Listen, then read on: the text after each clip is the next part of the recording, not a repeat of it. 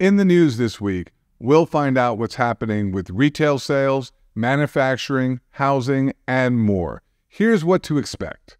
Before we begin, remember to like this video and subscribe for more economic updates. Among the more prominent pieces of data we'll be watching this week is the retail sales report for September, which will be released Thursday by the Census Bureau. The consensus estimate says retail spending increased at a monthly rate of 0.3 of a percentage point in September, which would follow a gain of 0.1 of a point in August. Excluding auto sales, sales are expected to have climbed 0.1 of a point last month, which would match the rate in August. A more regional but still widely followed barometer of U.S. economic strength will be released on Tuesday, when the Federal Reserve Bank of New York announces the results of its Empire State Manufacturing Survey for October. The survey's primary metric, the General Business Conditions Index, is expected to come in at a reading of 3.4. That would keep the index above zero and in expansion territory for the second month in a row.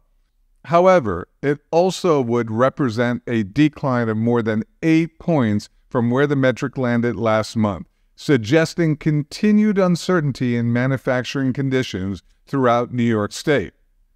Prior to September, the index came in below zero for 9 straight months. Then on Friday, the Census Bureau will check in with its figures for housing starts in September. Economists project that new residential construction came in at a seasonally adjusted annual rate of 1.35 million last month, which would be basically even with where they landed in August. Housing starts have rebounded somewhat from a 4-year low reached in August, but remain modestly below their historical average of 1.43 million.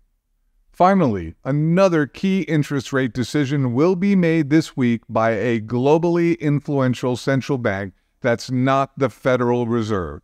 On Thursday, the European Central Bank is expected to cut its benchmark interest rate another 0.25 of a percentage point, which would drop rates to 3.25% in the Eurozone. It would mark the third time since June that the ECB has lowered rates by a 0.25 point. What makes this week's anticipated rate reduction across the pond so notable is that just 1 month ago, policymakers there effectively had ruled it out. According to a new report from Bloomberg, ECB officials suddenly have become more concerned with signs of a slowdown in the private sector economy. That's similar to the justification attributed to the Federal Reserve for its half-point rate cut last month. That's all for now. Make sure to join us on Saturday when we give you the rundown of what actually happened. This is Devlin Steele for Augusta Precious Metals, signing out.